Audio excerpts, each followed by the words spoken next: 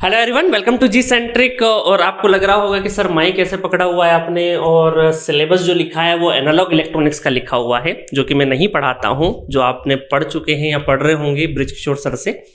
तो analogue electronics finish हो चुका है आपका। आपको एप्लीकेशन पे 1 या 2 दिन में जितने भी रिमेनिंग वीडियोज़ है वो मिल जाएंगे। और बहुत ही ब्यूटीफुल तरीके से सर ने जिस तरीके से डिजिटल सिग्नल कवर किया है वैसे ही एनालॉग भी कवर किया है, प्रॉपर न्यूमेरिकल के साथ। प्रॉपर जितना आपको कंटेंट चाहिए, जितना थ्योरी चाहिए, लगभग 90 आवर्स का कंटेंट आपको एनालॉग इलेक्ट्रॉनिक्स में, इफेक्टिव आवर्स, ठीक है, एडिटिंग के बाद। तो 90 आवर्स, 90 घंटे आपको एनालॉग इलेक्ट्रॉनिक्स सर ने पढ़ाया है। अब बहुत सारे बच्चों का एक क्वेरी था ड्यूरिंग एनालॉग इलेक्ट्रॉनिक्स की, सर वैसे तो सर का जो पहला वीडियो आप देखोगे सिलेबस वाला, तो ये सिलेबस की स्क्रीन है पूरे एनालॉग इलेक्ट्रॉनिक्स की। मैं हट जाता हूं, आपको प्रॉपर नजर आ रही होगी। तो इसमें प्रॉपर तरीके से सर ने सिलेबस डिस्कस किया था और ये भी बताया था कि कौन सी ब्रांच के लिए क्या इंपॉर्टेंट है, क्या इंपॉर्टेंट नहीं है। बट फिर भी हमें लगा कि सर बहुत सारी जो ब्रांचेस है आपको, लाइक इलेक्ट्रिकल, इलेक्ट्रॉनिक्स और इंस्ट्रूमेंटेशन, 3 ब्रांच में एनालॉग इलेक्ट्रॉनिक्स आता है। तो अलग अलग ब्रांच के लिए एनालॉग इलेक्ट्रॉनिक्स में स्टूडेंट का एक कंसर्न होता है कि सर मेरे पास 1 साल है तो मुझे कब, कहाँ से, कैसे पढ़ना है, मेरे पास 5 महीने ही है, 6 महीने ही है, ठीक है। तो इसके लिए मैं सर का स्वागत करता हूं। तो सर से ही सारी चीजें जान लेते हैं कि इलेक्ट्रिकल या इंस्ट्रूमेंटेशन के बिहाफ पे कौन कौन से बच्चों के डाउट्स है वो मैं लेके, जो क्वेरी अभी तक मुझे रिसीव हुई है उनका मैं जवाब सर से खुद पूछ लेता हूं और सर उसका रिप्लाई करेंगे तो ज्यादा बेहतर रहेगा। सर आइए प्लीज। तो welcome to G Centric. Thank you sir. तो एनालॉग इलेक्ट्रॉनिक्स फिनिश करके कैसा लग रहा है? फीलिंग रिलैक्स, मुझे तो रिलैक्स लग रहा है। बाकी आप लोग जब अटेंड करेंगे then you will feel better कि आपका थोड़ा सा नॉलेज इंप्रूवमेंट डेफिनेटली हुआ होगा। बिल्कुल। तो सर ने 0 से लगा के एडवांस लेवल तक पूरा एनालॉग इलेक्ट्रॉनिक्स डिस्कस किया है। तो सर बहुत सारे स्टूडेंट का ये कंसर्न था, खासकर इलेक्ट्रिकल वालों का। पहला कि जैसे अभी चल रहा है, सितंबर मंथ में ये शूट हो रहा है, हो सकता है आप बाद में भी देखें। तो सितंबर में अपन खड़े हैं और गेट 2022 जो एग्जाम देने वाले हैं, तो उसके लिए टाइम थोड़ा सा कम है।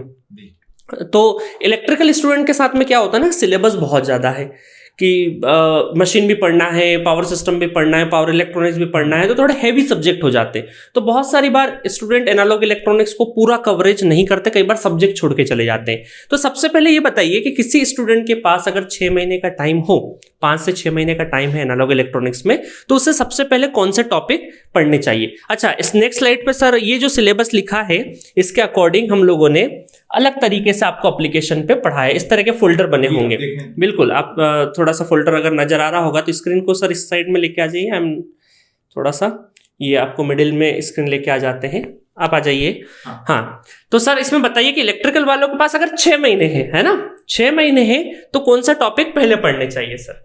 जी, सबसे पहले हम बात करते हैं सिलेबस की शुरुआत से। तो फंडामेंटल्स ऑफ डायोड जो लिखा हुआ है चैप्टर 1, अब इसमें काफी कुछ मैंने कवर किया है, अबाउट 12 वीडियोस जैसा आप देख पा रहे हैं। सो इसमें बेसिकली आपको फोकस किस पे करना है, पहली बात। तो इसमें जो सेक्शन है पर्टिकुलरली, उसमें एक हो गया कैरेक्टरिस्टिक्स ऑफ डायोड हो गया।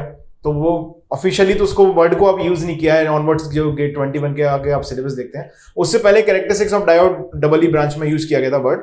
तो आप इसको एक ऑब्जर्वेशन के तौर पर पढ़ सकते हैं, जिससे आपको आइडिया रहेगा किस तरह से करंट वोल्टेज कैरेक्टरिस्टिक्स उसमें प्लॉट होते हैं। बाकी बहुत डिटेल डिस्कशन उसमें अवॉइड आप कर सकते हैं। दूसरा जो इंपॉर्टेंट चीज है फंडामेंटल्स ऑफ डायोड में, वो है इक्विवेलेंट सर्किट फॉर्मेशन। जैसे मान लीजिए कोई डायोड आपको दिया गया है, अब डायोड को हम अकॉर्डिंग टू द एप्लीकेशन, जैसे आपको हाई वोल्टेज पर ऑपरेट करना है, लो वोल्टेज पर करना है, हाई फ्रीक्वेंसी, लो फ्रीक्वेंसी, तो जो इक्विवेलेंट सर्किट मॉडल है that's very important to know. आपको वो पता होना चाहिए, जिससे कि आप जो एप्लीकेशन ऑफ डायोड सेक्शन है उसको कंफर्टेबली आप ऑब्जर्व कर पाएंगे। और दूसरी बात, इस पर डायरेक्ट क्वेश्चन भी फ्रेम होते हैं। जैसे फंडामेंटल ऑफ डायोड में आपको एक सर्किट बना के दे दिया, उसमें कुछ register voltage source, current source लगे हुए हैं, साथ में एक डायोड लगा हुआ है या 2 डायोड लगे हुए हैं अकॉर्डिंगली। तो वहां पर आपको ये पता होना चाहिए कि डायोड को किस तरह से हम इक्विवेलेंट सर्किट से रिप्लेस करते हैं। तो इनमें आपको इन बिटवीन लेक्चर्स में मिलेगा कि जो इक्विवेलेंट सर्किट ऑफ डायोड है उसको प्रॉपर आप बिल्कुल रिवाइज करते हुए, रिकॉल करते हुए, मतलब दिमाग में फिट करके आपको पढ़ना पड़ेगा। ओके, और उससे जुड़े हुए क्वेश्चंस मैंने डिस्कस करे हैं, किस तरह के क्वेश्चन पेपर में फ्रेम होते हैं ये भी हमने बात की है। और कुछ क्वेश्चंस आपको जो फंडामेंटल ऑब्जर्वेशन देते हैं, समटाइम हम डायोड को शॉर्ट सर्किट मान लेते हैं, कई बार ओपन सर्किट मान लेते हैं, कई बार डायोड को सिंपल वोल्टेज सोर्स से रिप्लेस कर देते हैं। ओके, तो वो सब चीजें जितनी भी हैं वो आपको एप्लीकेशन में तो काम आएंगी, साथ ही उन पर डायरेक्ट क्वेश्चन भी फ्रेम होते हैं, तो वो आप आसानी से उनको एनालाइज कर पाएंगे। तो जो इसमें मतलब जो इलेक्ट्रिकल के स्टूडेंट है तो उनको फंडामेंटल डायोड सबसे पहले पढ़ना है, ठीक है। फिर एप्लीकेशन डायोड भी पढ़ना है, क्योंकि डायोड आपके बहुत सारी जगह पे काम आते हैं, तो ये दोनों तो इंपॉर्टेंट है। बिल्कुल। तो अब इन दोनों के बाद पढ़ने के बाद क्या इलेक्ट्रिकल का स्टूडेंट ओपन चालू कर सकता है सर? हाँ, डेफिनेटली वो कर सकते हैं ओपैम स्टार्ट, बट एक पॉइंट इसमें है, मैं एड ऑन करना चाहूंगा। जैसे आपने ये कंप्लीट किया, ये वाला सेक्शन आपका हो गया, जैसे फंडामेंटल ऑफ डायोड, उसमें कुछ की पॉइंट्स हैं वो आपने प्रॉपर पढ़े और पूरा इसका रीडिंग आपने कर लिया। एप्लीकेशन ऑफ डायोड आपको पढ़ना ही है, ऑलमोस्ट सारी चीजें हैं जो एप्लीकेशन डायोड की इंपॉर्टेंट है इलेक्ट्रिकल के हिसाब से। अब बात करते हैं हम कि operational amplifier is another topic which is important for double E point of view. Double E में जनरली जो स्टूडेंट्स में बिल्कुल विचार विमर्श होता है, तो उसमें दो ही बातें की जाती हैं, ओपैम के बारे में और डायोड के बारे में। So the second important topic is ओपैम। इसमें दो सेक्शन मैंने बनाए, एप्लीकेशन ऑफ ओपैम और दो यूनिट्स है ना, यूनिट 11 यूनिट 12, फंडामेंटल्स है जी-सेंट्रिक एप्लीकेशन की यूनिट्स सारी। जो एप्लीकेशन पे आप इनको देखेंगे वो यूनिट्स ही है। तो एप्लीकेशन ऑफ ओपैम है, ऑपरेशनल एम्पलीफायर का एक ऑपरेशन फंडामेंटल किस तरह से काम करता है वो सब इसमें है। तो ये दो सेक्शन है, आप डायरेक्टली इनको पढ़ सकते हैं। उसमें थोड़ा बहुत एक दो हेडिंग्स में आपको समटाइम होता है ना कि इनपुट रेजिस्टेंस कैसे कैलकुलेट करते हैं, आउटपुट रेजिस्टेंस में फीडबैक कनेक्ट करने पर क्या इफेक्ट आता है, जब हम इम्परफेक्ट ओपैम को यूज करते हैं तो हम वर्चुअल शॉर्टिंग वहां पर नहीं कर सकते, तो किस तरह से इनपुट आउटपुट रेजिस्टेंस वहां पर चेंज होते हैं। जो छोटी मोटी चीजें हैं उनके लिए एक टॉपिक और इसमें अटैच्ड है, फीडबैक एम्पलीफायर्स। फीडबैक एम्पलीफायर्स, तो फीडबैक एम्पलीफायर्स का जैसे आप फीडबैक पढ़ते ही हैं, कंट्रोल सिस्टम्स में फीडबैक नेटवर्क को पढ़ते हैं, तो you are having that idea.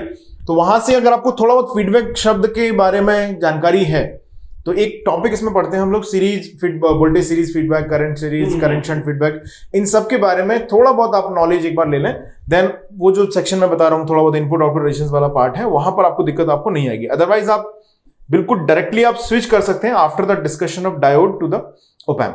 यानी कि अगर आप फाइनल ईयर में हैं तो इतना तो हम सब फेमिलियर हो चुके होते हैं शब्दों से कि क्या फीडबैक है, क्या फीडबैक नेटवर्क है, then you may directly switch to the op amp after the completion of diode, क्योंकि op amp is the second important topic on double E. मतलब सर वो दीजिए पे, मतलब कि अगर मैं बनाऊं थोड़ी देर के लिए कि यूनिट 1 2, उसके बाद हम लोग 11 12 है ना, 1 2 11 12, उसके बाद 9th यूनिट, ठीक है। तो these are the most important unit according to the GATE. और कब? जब आपके पास टाइम कम हो, ये कंडीशन अप्लाई है ना, मिसगाइड मत होइए। 9th one is not on the priority basis, priority नहीं है, ये है कि ओके समझने के लिए बेटर रहेगा। मतलब आपको जो ये 3-4 यूनिट है शुरू की, ये आप पहले कर लेंगे तो आपका स्कोरिंग नंबर जो आपके गेट के एग्जाम में जो स्कोर है वो थोड़ा सा अच्छा कर पाएंगे, है ना। तो हम लोगों का कंसर्न है। और सर उसके बाद फिर बीजेटी स्टार्ट कर सकते हैं स्टूडेंट, या अगर सफिशिएंट टाइम उनके पास है, जैसे आप प्रॉपर वे में अगर पढ़ रहे हैं तो फिर आप डेफिनेटली बीजेटी पहले ये कंप्लीट कर लीजिए, उसके बाद फिर बीजेटी का सर ये यूनिट 3 लिख दूं मैं। यूनिट 3 आप unit 4 biasing BJT amplifier, then उसके बाद मॉसफेट, जिस मॉसफेट बचा है 6 7 और जितना भी आपका मॉसफेट एम्पलीफायर, इस तरीके से जा सकते हैं। फिर सर वो 555 टाइमर्स वगैरह से बहुत अभी तो नहीं है क्वेश्चंस, बट पुराने सालों में कई बार पूछे गए हो कभी, तो वो भी अगर स्टूडेंट के पास टाइम हो। बट ये हम लोग जिनके पास टाइम है ना उनकी बात कर रहे हैं। अगर आपके पास 1 साल है, 1 ईयर, आपकी प्रिपरेशन अभी आप स्टार्ट कर रहे हो, आपके पास टाइम है, ये उन स्टूडेंट्स के लिए है जिनके पास टाइम नहीं है, जिनके पास 3 महीना 6 महीना है और सिलेबस अभी कवर नहीं है बहुत सारे स्टूडेंट का, तो वो एनालॉग को इस तरीके से कवर कर सकता है एक्सक्लूसिवली। बट जिसके पास टाइम है, 1 साल का है टाइम, प्रिपरेशन स्टार्ट करी है, कायदे से करी है, तो क्या सर उसको पूरा पढ़ना चाहिए? हाँ, डेफिनेटली। फिर उसमें कुछ टॉपिक्स जैसे गेट डबल ई के लिए आप सिंसियरली प्रिपेयर कर रहे हैं, देन मिसलेनियस जो लास्ट टॉपिक है, द 14th यूनिट, वो आप अवॉइड कर सकते हैं, except that miscellaneous section electrical वालों के लिए। डबल ई के लिए नहीं करना है, क्योंकि मिसलेनियस टॉपिक में आपको बहुत सारे क्या आएंगे सर मिसलेनियस टॉपिक में? मिसलेनियस टॉपिक्स में मल्टी स्टेज एम्पलीफायर है, low frequency and high frequency BGT analysis है, और बेसिकली जो रेक्टिफायर में एक टॉपिक होता है कैपेसिटर फिल्टर, उसका थोड़ा डिटेल एनालिसिस है, और सीमॉस इन्वर्टर भी इसी टॉपिक में कवर किया गया। तो जो इंटरेस्टेड हो, इंजीनियरिंग जानना चाहें, सीखना चाहें, बिल्कुल वेलकम है, आप पढ़ें उसको। बट गेट के पॉइंट ऑफ व्यू से अगर हम बात करें तो मिसलेनियस टॉपिक को आप कंप्लीटली अवॉइड कर सकते हो, even if you are preparing analog in detail. मतलब इन शॉर्ट मैं कंक्लूड करूं अगर 1-2 लाइनों में, तो अगर आपके पास बिगिनर हैं आप, 1 साल है, 2 साल है, 3 साल है, अर्ली प्रिपरेशन स्टेज में अगर है, तो एनालॉग को आपको पूरा प्रॉपर तरीके से फॉलो करना है, फिर डायरेक्टली ओपन पे जंप मत करिए, ठीक है। यूनिट 1, यूनिट 2, यूनिट 3, यूनिट 4 से लगा के प्रॉपर जो सीक्वेंस हम लोगों ने बनाया है उसी सीक्वेंस से चलना है, चाहे आप इलेक्ट्रिकल के हो, ईसी के हो, इंस्ट्रूमेंटेशन को तीनों ब्रांच से है, इस तरीके से ही आपको चलना है। और डबल ई वालों को भी ऐसे ही चलना अगर आपके पास टाइम है। ये बात हम लोग इसलिए कर रहे हैं क्योंकि बहुत सारे स्टूडेंट का हमारे पास क्वेरी है कि sir machine, power system, power electronics बहुत सारा हो जाता है इलेक्ट्रिकल में, तो क्या एनालॉग में सिर्फ इंपॉर्टेंट बता दीजिए। तो ये हम लोगों ने इंपॉर्टेंट बताया कि पहले ये कवर कर लीजिए, उसके बाद टाइम हो तो फिर रिमेनिंग पोर्शन करिए। पहले आप डायोड्स वाले 2 यूनिट, उसके बाद आप अपना ओपेम पढ़ लीजिए, तो आपका बहुत सारा जो इंपॉर्टेंट पोर्शन है वो खत्म हो जाएगा। तो इलेक्ट्रिकल में जब टाइम कम है तो इस सीक्वेंस में पढ़िएगा आप, और टाइम है तो फिर प्रॉपर। अच्छा सर, ईसी और इंस्ट्रूमेंटेशन, ईसी के लिए तो कोई बात ही नहीं है ना, 1 to 14 सब पढ़ना है ईसी, क्योंकि ईसी का ईसी मतलब क्या है, अगर बात करें ब्रांच की तो इलेक्ट्रॉनिक्स एंड कम्युनिकेशन, तो इलेक्ट्रॉनिक्स शब्द ही जुड़ा हुआ है, तो एनालॉग इलेक्ट्रॉनिक्स वगैरह आपको पूछेंगे क्वेश्चंस आपसे, ठीक है। तो आपको ईसी के लिए तो पूरा पढ़ना है। सर इंस्ट्रूमेंटेशन का आप बताइए।